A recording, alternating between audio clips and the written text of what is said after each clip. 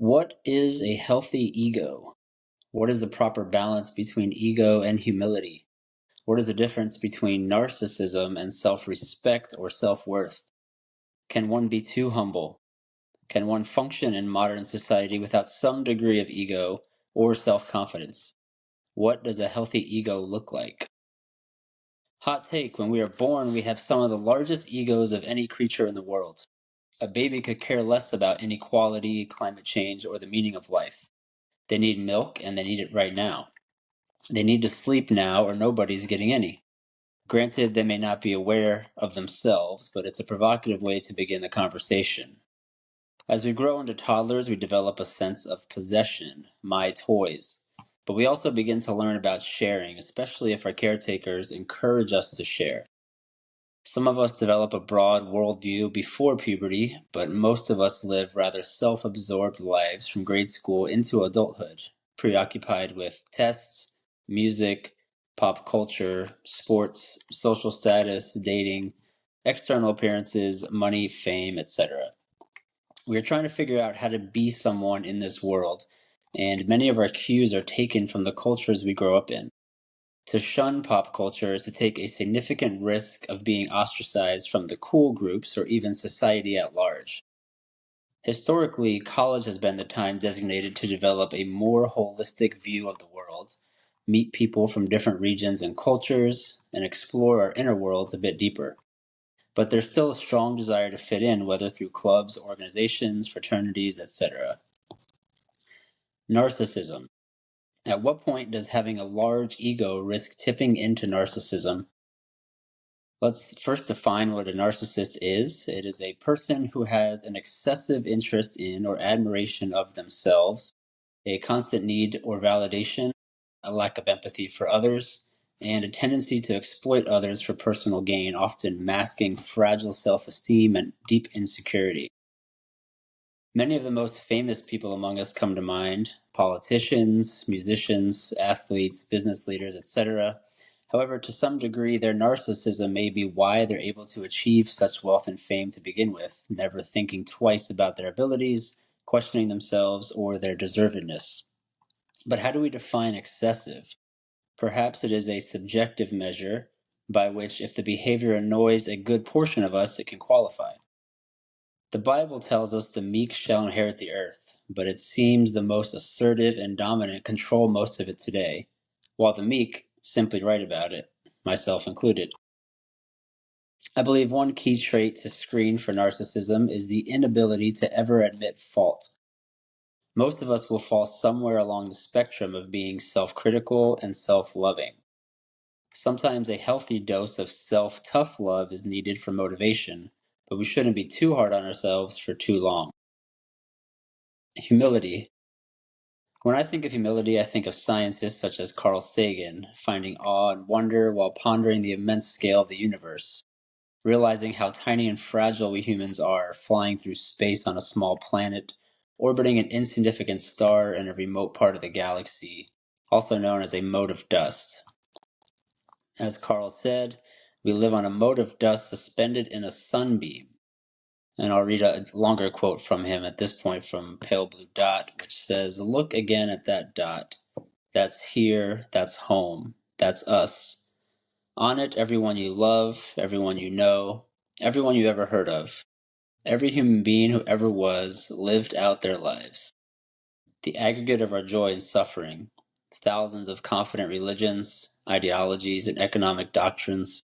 Every hunter and forager, every hero and coward, every creator and destroyer of civilization, every king and peasant, every young couple in love, every mother and father, hopeful child, inventor and explorer, every teacher of morals, every corrupt politician, every superstar, every supreme leader, every saint and sinner in the history of our species lived there, on a mote of dust suspended in a sunbeam."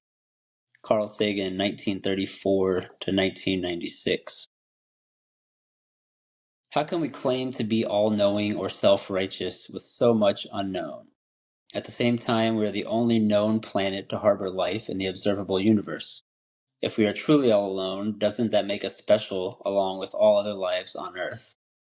These conflicting ideas often cause tension for many thinkers, myself included. On one hand, we're a small part of a seemingly infinite mass of stars, planets, mountains, waterfalls, and ecosystems. On the other hand, we have the capacity to be masters of our own worlds, our minds, our bodies, and our decisions to some degree. Or at least it feels that way when you consider modern healthcare, robotics, aeronautical travel, meditation, and advances in artificial intelligence. One could argue, however, that free will does not exist since we have no control over when or where we are born or to whom. So our biological hardwiring is largely set before we become self-aware. Although neuroplasticity suggests that we have the ability to grow new brain cells through our activities, such as exercise or learning. Renowned neuroscientist and Stanford professor Robert Sapolsky argues as much in the video in my Substack article, which I'll link here as well. We yearn to feel in control of something, even if only our minds, but most thoughts that pop into our heads are random, generated from the outside world. The best meditators among us can find nirvana for perhaps 10 minutes before getting back to the real world, while monks may be able to live in that state more continuously, though not without their own sacrifices. Can one be too humble? Can an awareness of the scale of the universe cause us to lose agency or give in to apathy or nihilism? Again, this is where balance comes into the equation. So, what does a healthy ego look like? The simple answer may be the perfect balance between humble and self loving, but that's both too vague and impossible to achieve. False dichotomies abound, and life is usually messier than how we frame problems, but looking at the extremes and deciding to strive for something in the middle seems to come naturally to me. So I will just describe what it means for me at this moment in time. A healthy ego involves loving and accepting yourself for who you are, flaws and all. That means I must accept that I'm 5'8" or 5'9", depending on hair or how you measure, with fairly thin wrists and ectomorph body type in general. I often have large bags under my eyes, regardless of how much I've slept, and that's something that is pointed out to me at various times. I've struggled with anxiety and depression in different moments in my life. I've never met my father, which is likely a contributing factor to the emotional challenges there. I wasn't born rich, and I'm not particularly good at math. However, on the flip side, I do believe that I'm a good writer. I believe I have an innate ability to sense the emotions of others, sometimes to my own detriment, but I think it can be a superpower if used constructively. I have strong reading comprehension skills that allow me to quickly grasp complex subjects. I'm mostly a good husband, friend, grandson, son, uncle, and cousin. At least I like to think I am. I'm reasonably athletic despite my stature, and I have the ability to help both myself and others do hard things in this world in the pursuit of meaning and or purpose through shared thoughts and experiences. Does that make me better than anyone else? No, I don't think it does.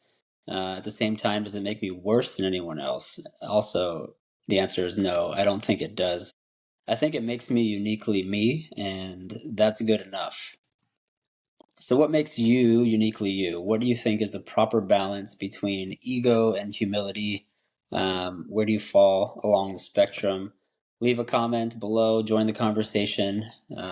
Love to get some thoughts going here, and consider subscribing and showing support on the Substack. Thanks for listening.